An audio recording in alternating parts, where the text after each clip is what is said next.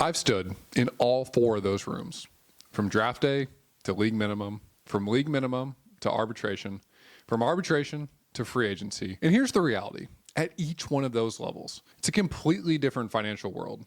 It's a completely different lifestyle. And as a player, you have to make sure that you avoid the pitfalls at each one. But here's the reality. You have a number, a real number, that you can spend at each one of those levels to make sure that you're maximizing your lifestyle today and in the future. And that's what this video is for. It's for the player that's out there, and whether you're just getting drafted, whether you're hoping to get drafted in the future, whether you're watching this video in a minor league locker room trying to make it to the big leagues, or whether you're in the big leagues and you're on the verge of signing that life-changing contract, this video is for you. Let's dive in. Every single career starts on draft day. And the median signing bonus of a first-round pick in 2025 was $4.8 million.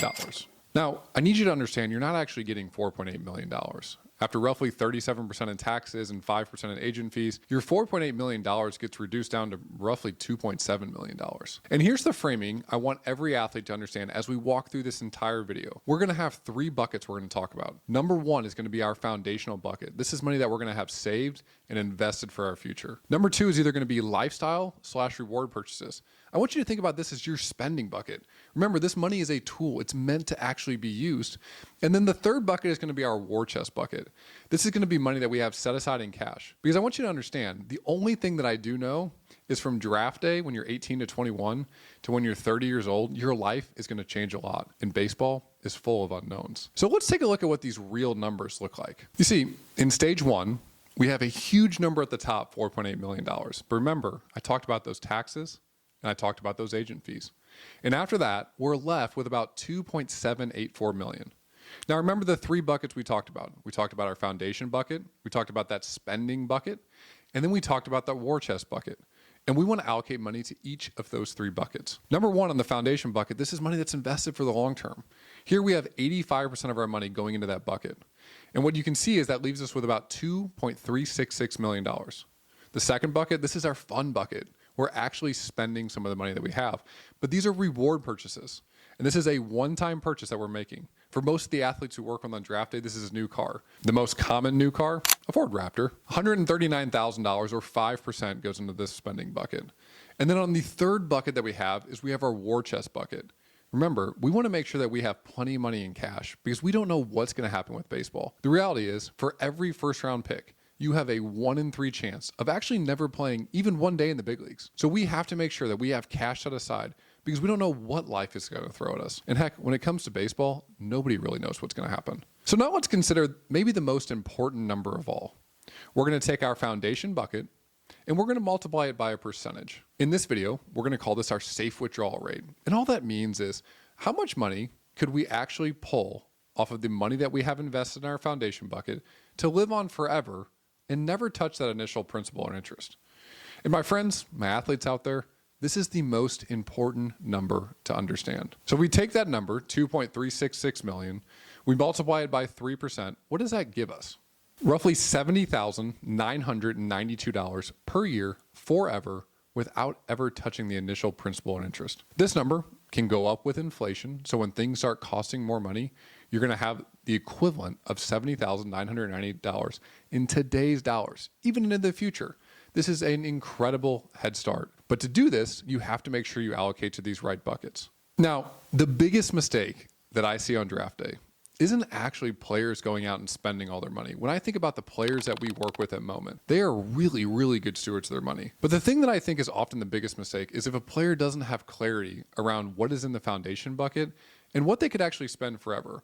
I know when I went through this process, there was so much anxiety around having millions of dollars, but then having no idea how much I could actually spend from this. My friends, you have to remember that money is a tool. And if you think about the best tool you have, think about the best tool you have in your garage. If you never use it, is it actually a good tool? Well, money is the same way. And the only way to understand how much you can spend with money is to make sure that you get clarity around it. And these foundational buckets we're talking about, foundation, spending, war chest, your safe withdrawal rate, all these numbers, all these buckets lead to one number. That's 70,992. And that is the number that every athlete needs to understand at this stage. Now let's talk a little bit about stage two. I might argue that stage two has the most pitfalls of any stage because I want you to understand the framing of this. You got drafted. You've now spent several years, maybe up to 5 or 6 years in the minor leagues, making somewhere between $18,000 and $44,000 per year. Now, if you're a first-round pick, you had your big signing bonus, but man, that money, that came in a long time ago. And now you're in the big leagues. Now you've made it. But I want you to understand something. A line that a coach told me time and time and time again. It is far easier to get to the big leagues than it is to stay in the big leagues. Now, when I got to the big leagues at 20 years old, I didn't quite understand that. But when I was getting designated for assignment, I was back in AAA at 25. I certainly understood it. And here's the reality. The reason why this stage is so dangerous is now all of a sudden, you're making roughly $780,000 league minimum. You think you're going to be there forever.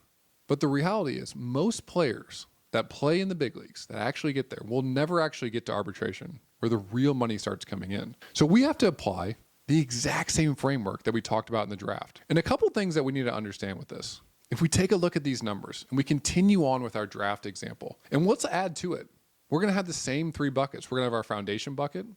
Instead of our reward purchases, though, we're going to have our lifestyle bucket. And then we're going to have our war chest. And the only difference here is I want you to actually be thinking about, okay, I want to live a decent lifestyle. I'm in the big leagues. I'm not telling you to go out there and spend no money. So what we have here is 40% of our net. Because remember, this is after taxes, this is after agent fees, this is after MLB PA dues, this is after clubhouse dues, is roughly $182,000 per year.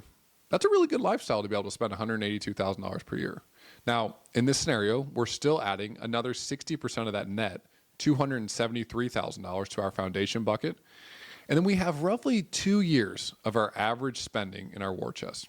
I want you to understand something. I talked earlier in this video about the idea of why that war chest is so important, why making sure that we have cash on the sidelines is so important. And remember, I said that this is arguably the most dangerous stage. I like to see players at this stage have 2 years worth of spending in their war chest bucket or in cash, because oftentimes this is where careers end. And this is where that transition period starts. And if that transition period's starting here, I want to make sure that we have cash set aside to make sure that that is a smooth process for you to figure out what is next. Consider this. As we continue to save in that foundation bucket, on the right-hand side of your screen, what you can see is we're going to continue to be able to tick up what our forever number is. Remember, this is our foundation bucket times 3%. In 1 year, all of a sudden now we're spending $79,000 per year forever. 2 years of league minimum, now all of a sudden we're spending $87,000 per year forever. And at 3 years, we're spending $95,000 per year forever. Now, I think it's important to understand a couple of the big pitfalls that I see at this stage. The reality is oftentimes we get to this level and we think we're going to be there forever. So what's the first thing we should do? Oh, I know. We should go buy a house. Do not, I repeat, do not rush out to buy a house. Now, we've had players go out and buy a house and it actually makes sense for them. But they're at a different stage of league minimum where they've really established themselves as elite players in the big leagues. For most guys, at league minimum, you are still trying to establish yourself. And the last thing you want to do is try to put down roots somewhere where you might not be there in 3 to 5 years. In fact, if you're a fan out there, think about your favorite team. I'm from St. Louis, so I think about the St. Louis Cardinals. And if you take a look at the roster 5 years ago, 6 years ago, 7 years ago, I want you to tell me in the comments how many people are still on the team. I'm going to tell you right now, it's going to surprise you. So that's your action item. Go look at your favorite team and tell me how many people were still on the roster 5, 6, and 7 years ago and leave it in the comments. It's going to be a lot less than you think. So at this stage, we have to understand this could be our last money that we're earning. This could be the year before we actually transition out of the game, even though we just got to the big leagues. Because remember, my friends, staying in the big leagues is far, far harder than actually getting to the big leagues. Now, whether you're an athlete, whether you're an entrepreneur, whether you're just watching this video for fun, or whether you want to get smarter with your money, I have a resource for you. We have a moment money quiz that in 2 minutes will help you understand where you're at with your money. So whether you're making league minimum or whether you're working hard at a job 9 to 5, this quiz can help you. It's free. Check it out. All right. We ready to get to the big money? Let's talk arbitration. Arbitration is actually kind of going back in time. It's a series of 1-year contracts, and I want you to think about it, my players, just like you would your draft signing bonus. It's almost like a bonus for 1 year because each and every year you have to keep performing to get this. But this is where the money starts to get really interesting. Let's consider an arbitration that our first year we made $3 million. After just 1 year of arbitration, all of a sudden that forever number is bumped up to $138,000. Now we're using the same structure. We have our foundation bucket, we have our war chest bucket, and we have our lifestyle spending. But all of a sudden, our lifestyle spending is starting to match up a lot closer with our forever number. We get to year 2, and all of a sudden we're making $7.5 million, bumps up to $247,000. And we get to year 3, and all of a sudden it bumps up to $419,000 per year. Forever with inflation.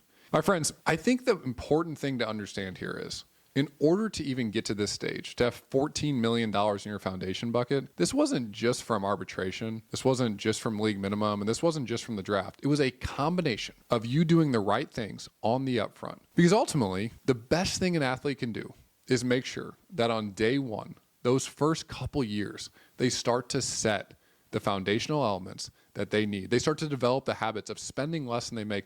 They start to ignore the fact that they just signed for millions of dollars and treat it like every last dollar is the last big money they're ever going to make from baseball. In arbitration, it's also important to understand you are not a free agent. This is not a multi-year deal, my friends. Think about it like a signing bonus. It's a 1-year deal over and over and over again. I cannot tell you how many teammates I have played with that have gotten to arbitration that never got to year 2 of arbitration, that never got to year 3 arbitration. And when they first got to arbitration, they were the best player on the team. They might have been one of the best players in the league. In fact, I can remember a player that I played against that made the All-Star team. The All-Star team, his first year arbitration. He never made it to his 3rd year of arbitration. Now, that's just the reality. But here's the cool thing. If you get to free agency, these numbers become incredible.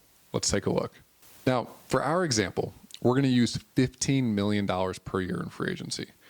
Now remember, after we're doing everything right from the draft, from doing everything right from league minimum, from doing everything right every single year of arbitration, we have $14 million in our foundation bucket. And we start adding really big money, $15 million per year, with the same structure we've been doing before. All of a sudden, our per year number goes up to $633,000 forever. After 2 years, we're at $841,000 forever. And after 3 years, we're at over $1 million per year forever. All these numbers I'm talking about, all the things I'm talking about, there are so many intricate details that actually go into making sure that you nail this as a player. But the thing that I want you to understand is if you're a player out there, you need to make sure that you have the right team around you to make sure that they nail all those intricate details. And the thing I want you to understand is you need to be thinking about this just in terms of these big buckets. The foundational bucket, that lifestyle reward bucket, what you're actually spending, and what do you have in your war chest?